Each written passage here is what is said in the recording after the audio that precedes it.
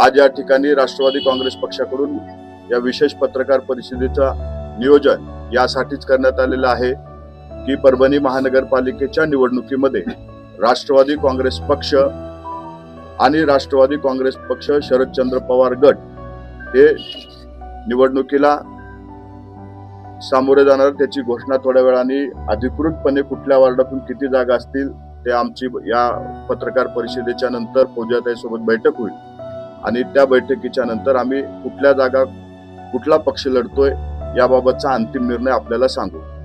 ही निवडणूक स्थानिक पातळीवरची असल्यामुळे महाराष्ट्र राज्यामध्ये अनेक ठिकाणी स्थानिक पातळीवरच्या लोकांच्या भावना लक्षात घेऊन पदाधिकाऱ्यांच्या भावना लक्षात घेऊन त्या ठिकाणी तशा पद्धतीचा निर्णय हा घेण्यात आलेला आहे। राज्यामध्ये आम्ही महायुतीमध्ये जरी सामील असलो तरी स्थानिक पातळीवरच्या पदाधिकाऱ्याला जास्तीत जास्त न्याय देता यावा यासाठी पदाधिकाऱ्यांच्या भावना लक्षात घेऊन काही ठिकाणी युतीमध्ये आम्ही आहोत, काही ठिकाणी मैत्रीपूर्ण लढत होते आणि काही ठिकाणी आम्ही पवार साहेबांच्या पक्षासोबत या ठिकाणी निवडणुकीला सामोरे जातोय। ही निवडणुकीला सामोरे जात असताना आम्ही आमच्या पदाधिकाऱ्याला जास्तीत जास्त न्याय भेटावा या उद्देशानेच हा निर्णय घेतलेला आहे। या निर्णयामुळे कुठेही राज्यामध्ये जी महायुती आहे त्याच्यामध्ये कुठेही परिणाम होणार नाही, कारण प्रत्येक पक्षाने ही निवडणूक लढत असताना किंवा निवडणुकीला सामोरे जात असताना स्थानिक पातळीवरच्या ऍडजस्टमेंट बघून त्या ठिकाणी आघाडी आणि युती केलेली आहे। अनेक ठिकाणी आपल्या पारंपरिक मित्रासोबत असू द्या किंवा जुन्या मित्रासोबत पक्षाने आघाड्या केलेल्या आहेत। या आघाडीचा राज्याच्या महायुतीवर कुठलाही परिणाम होणार नाही।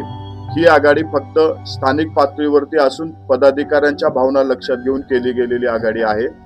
त्यामुळे आपले जे काही प्रश्न असतील ते आपण आता विचारावे। एकतरी पारंपरिक राष्ट्रवादी काँग्रेस पक्ष आणि भारतीय जनता पार्टी अनेक वर्षापासून विरोधात एकमेकाच्या सोबत लढले गेलेले आहेत।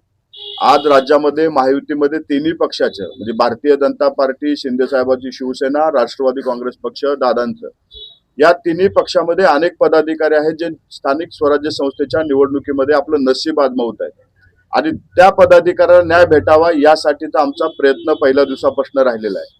आम्ही पहिली प्रायोरिटी ही महायुती म्हणून तीन पक्षासोबत चर्चा केली, परंतु त्या ठिकाणी आम्ही आमच्या पदाधिकाऱ्याला किंवा ते लोक त्यांच्या पदाधिकाऱ्याला न्याय देऊ शकत नव्हते, म्हणून हा निर्णय या ठिकाणी पदाधिकाऱ्याला न्याय देण्यासाठी घेण्यात येतोय। याच्यामुळे कुणाला जवळ किंवा कुणाला लांब करण्याचा हेतू नाही, तर हा निर्णय फक्त आणि फक्त आमच्या पदाधिकाऱ्याला कसा जास्तीत जास्त ठिकाणी न्याय देता येईल यासाठी घेतलेला हा निर्णय आहे। परभणी शहरामध्ये अजितदादांच्या गटाची ताकद मोठी आहे, आपल्याकडे उमेदवार मोठ्या संख्येने आहेत, अशा वेळेला जागा वाटपाचं सूत्र कसं राहणार? त्याबाबतचा अंतिम निर्णय आपली पत्रकार परिषद झाल्याच्या नंतर आम्ही त्यांच्या पक्षाच्या नेत्या फौजियाताईशी भेटणार आहोत आणि त्यानंतर आपल्याला जागा वाटपाचा निर्णय हा अंतिम आपल्या समोर मांडू। त्यांच्याकडून जर समसमान जागा वाटपाचं सूत्र आलं तर अशा वेळेला काही, कारण आपल्याकडून इच्छुकांची संख्या जास्त आहे। प्राथमिक चर्चा आमची झालेली आहे। या चर्चेनंतर आम्ही शेवटच्या टोकापर्यंत आलेलो आहोत। एक दोन ठिकाणी आमच्या अडचणी ती भेटल्याच्या नंतर तो प्रॉब्लेम सुद्धा सॉल्व्ह होईल आणि अंतिम निर्णय आपल्या समोर मांडला जाईल।